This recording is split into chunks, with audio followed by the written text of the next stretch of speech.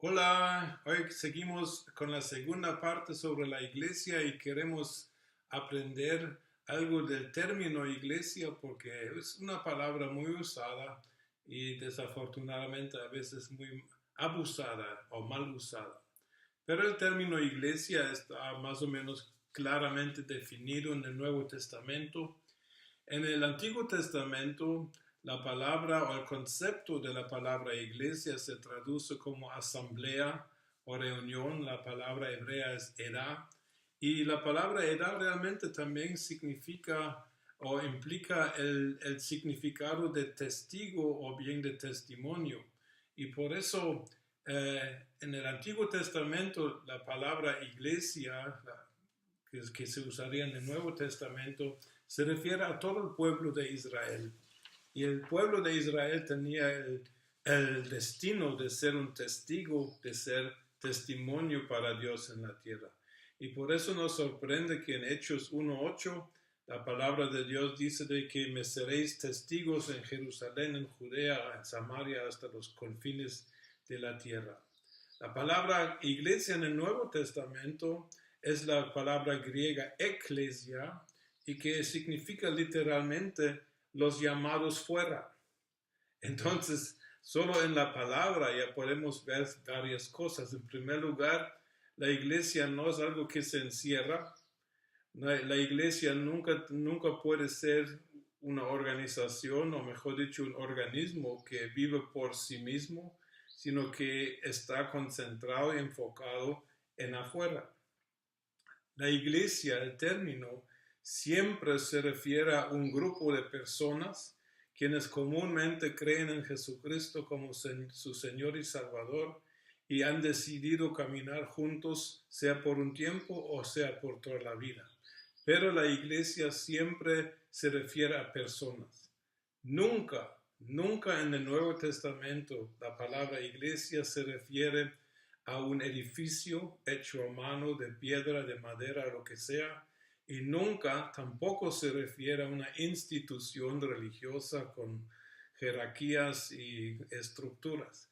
La iglesia siempre es el juntarse personas en decisión propia y libre para llevar a cabo los fines de la misión de Cristo en el planeta Tierra.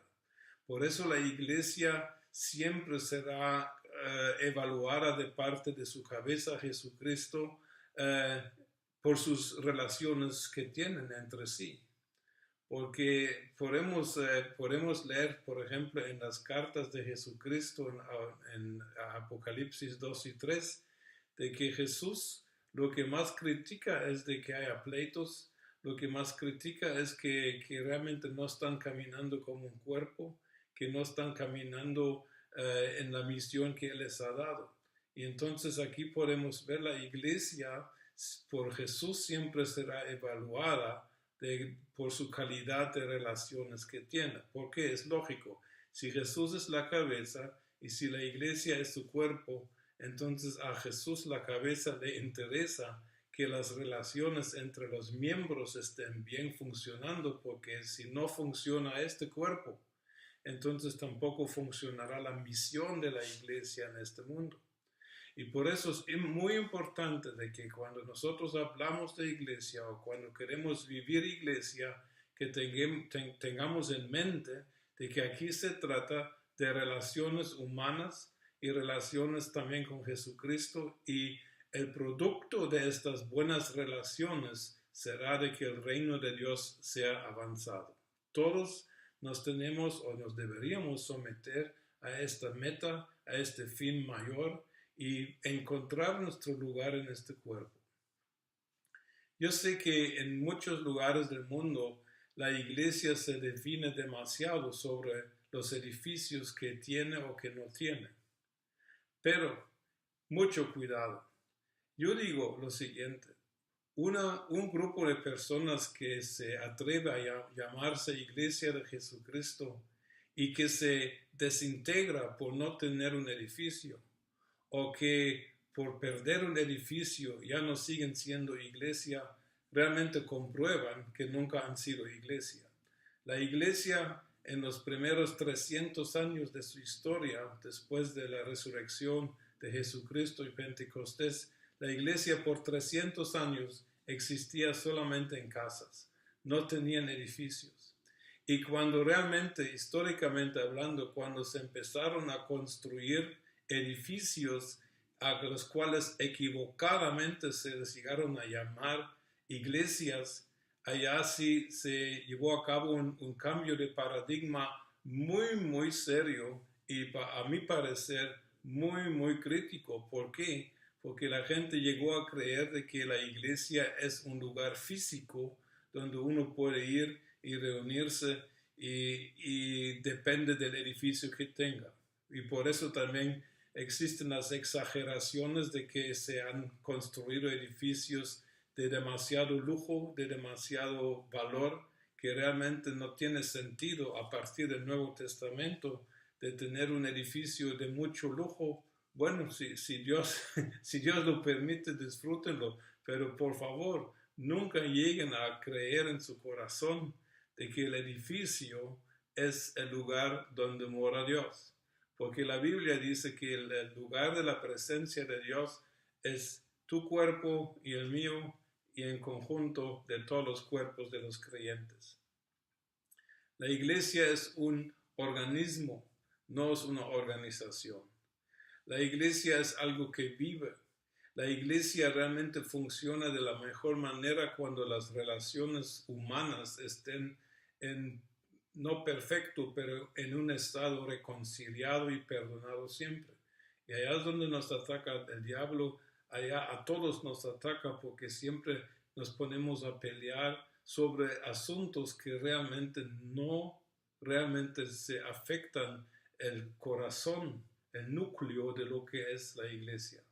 Debemos partir de estas discusiones laterales que no tienen mucho valor y especialmente no deberíamos discutir cosas que son valores que no sean eternos. Los valores materiales, los valores que solamente tienen su fin en esta vida como la conocemos, no deberíamos perder mucho tiempo ni en discutir ni en invertir en estas cosas, porque si la iglesia es un grupo de personas que tienen buenas relaciones bíblicas, no voy a decir que no hay conflicto, no voy a decir que nunca se puede pelear, no, se puede pelear también dentro de la iglesia si al fin de cuentas hay una reconciliación y hay un beneficio para el engrandecimiento de la misión de la iglesia.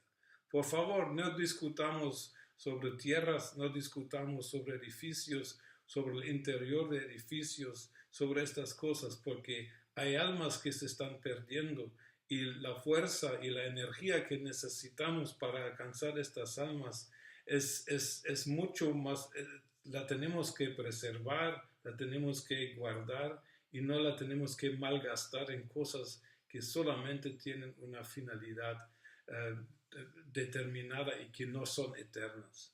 La iglesia es un grupo de personas. Ahora, en el Nuevo Testamento, la iglesia se presenta de diferentes dimensiones. Desde el punto de vista de Dios, hay una sola iglesia en el mundo.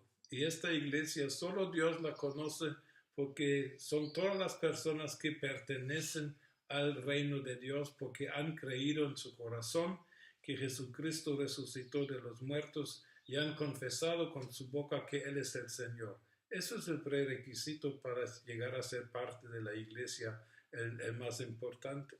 Entonces hay una iglesia universal que es la iglesia de todos los lugares y de todos los tiempos. Y esta iglesia, por ejemplo, esta dimensión de la iglesia se menciona en Efesios 3:21, donde dice: a Él sea la gloria en la iglesia, en Jesucristo, por todas las edades, por los siglos de los siglos. Amén. Pero la iglesia también se presenta hoy en formas nacionales, de que por ejemplo existe la iglesia bautista nacional de un determinado país, o pentecostal, o menonita, o metodista. Hay iglesia en forma regional, porque Pablo, por ejemplo, se refiere a las iglesias por toda Judea, Galilea, en Samaria, en Hechos 9:31, pero también se habla de la iglesia que está en la ciudad, que en los tiempos del Nuevo Testamento había una unidad tremenda en todos los grupos que se reunían en aquel tiempo en las casas, recordamos, pero entre las diferentes iglesias en casa había una conexión, había una unidad y por eso el Nuevo Testamento también se refiere a la iglesia que está en ciertas ciudades. Como la iglesia de los tesalonicenses era más de solamente una iglesia en Tesalónica, sino que eran todos los grupitos repartidos por toda la ciudad. Y así sería muy bueno y sería un avance mayor si se unieran las iglesias. No estoy hablando de uniformidad, sino que hubiera una unión de iglesias en un lugar, en una ciudad. Principalmente la unión tiene un poder tremendo cuando nos pasamos de nuestras fronteras denominacionales y nos quitemos el orgullo de nuestra organización o de nuestra denominación y empecemos a colaborar. Es en todo el mundo donde yo lo he visto, da frutos tremendos cuando las iglesias se unen, realizan actividades juntas de vez en cuando para demostrar al mundo. Somos diferentes iglesias con diferentes tintes, pero sí en el corazón y en el núcleo del mensaje somos una sola iglesia de Jesucristo. Y un término que usa mucho el Nuevo Testamento también es la iglesia en casa, como en Colosenses 4:15 dice, saludar a los hermanos que están en la Odisea y a Ninfas y a la iglesia que está en su casa. Entonces, ese es el núcleo más pequeño de una iglesia. En aquel tiempo eran grupos más grandecitos, tal vez de 20, 25 personas, que ya se consideraba una iglesia porque había una multitud de personas y de dones. Entonces, nosotros tenemos que vernos parte, en primer lugar, de la gran iglesia universal. Lo bonito que yo experimento viajando en diferentes lugares es cuando Dios me permite, es que yo llego a conocer hermanos en países que nunca los había visto, pero solo nos vemos y ya somos uno en espíritu. Eso es muy bonito. Pero también podemos apoyar el esfuerzo de la iglesia general en nuestra ciudad o en nuestra región. Yo estoy parte de un movimiento ahorita en una región de Alemania cerca de mi casa, donde queremos realmente fomentar, donde queremos ir adelante para ver cómo podemos predicar el Evangelio unidos, diferentes denominaciones y de diferencias teológicas muy grandes, mas sin embargo, el mensaje más importante que tiene la iglesia es el mensaje del Evangelio. Y este Evangelio, en su síntesis, en su núcleo, es un mensaje que se predica en todas las iglesias realmente. Y esto deberíamos apoyar. Y las iglesias locales deberían considerar cómo podemos apoyar el trabajo del reino de Dios en nuestra área. Tenemos que salir de estas estructuras muy limitadas. Y por eso tengo siempre mucha pena de ver cuando en iglesias que visito que hay un enfoque tan fuerte sobre su edificio. Y a veces, incluso he preguntado a veces si no tuvieran este edificio, serían una iglesia todavía. Y se les notan las caras de los hermanos que dicen, si no tenemos edificio, entonces no somos iglesia. Es una equivocación tremenda. La iglesia, la base y la fuerza y el poder mayor de la iglesia está en sus relaciones y no está en las cosas que posee materialmente. Y con este pensamiento les bendigo, les deseo muy feliz Semana Santa. Celebremos la resurrección de nuestro Señor Jesucristo, recordemos sus sufrimientos. Mañana mi esposa y yo partimos para Sevilla. Les rogamos sus oraciones por nuestro viaje. Voy a estar predicando en 3 iglesias este fin de semana y el fin de semana que sigue. Oren por mi corazón, siempre me molesta un poquito y les agradecemos todo su apoyo de toda forma. Bendiciones en el nombre de Jesús desde Alemania.